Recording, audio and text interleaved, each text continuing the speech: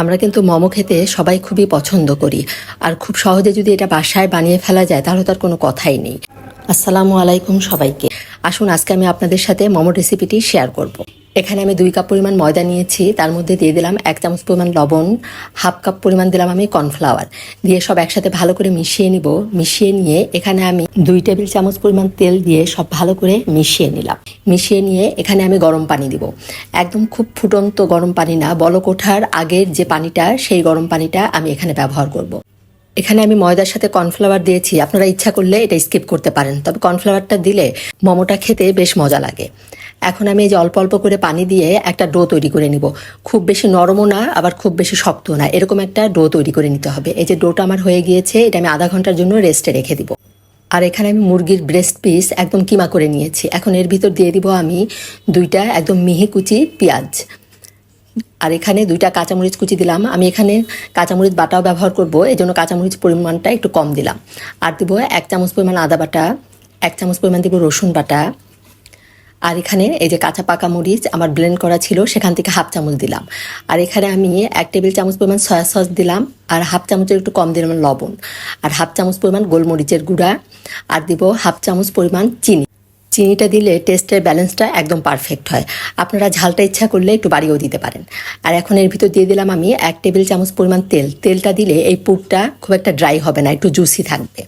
আর এখানে আমি ফ্রোজেন গাজর আর ক্যাপসিকাম বের করে রেখেছিলাম, কারণ ফ্রোজেন সবজি থেকে কিন্তু পানি বের হয়, এই জন্য আমি আগেই বের করে রেখে এখন এই যে চিপে নিয়ে তারপরে মুরগির কিমার ভিতরে এটা দিয়ে দিলাম। দিয়ে এর মধ্যে আরও হাফ চামচ পরিমাণ আমি সাদা গোলমরিচের গুঁড়া দিলাম। আপনাদের কাছে কালো গোলমরিচের গুঁড়া থাকলে সেটাই ব্যবহার করবেন। এখন সব একসাথে ভালো করে আমি মিশিয়ে নিলাম। আর এদিকে যে ডোটাও দেখুন একদম সুন্দর হয়েছে। ডোটা খুব বেশি নরমও হয়নি, আবার খুব বেশি শক্ত হয়নি। এখন একদম ঠিক রুটি যেমন বানাই সেরকম একটা রুটি আমি এই যে বেলে নিচ্ছি।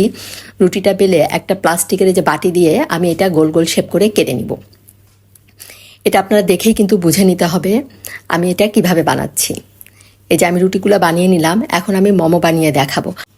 আমি খুব সুন্দর ডিজাইন করে মোমো বানাতে পারি না, যেমন পারি সেটাই আপনাদের সাথে শেয়ার করছি। আপনারা দেখে বুঝে নিতে হবে যে মাঝখানে আমি পুরটা দিয়ে এখন এভাবে কুচির মতো করে চতুর্থ সাইড করে নিব।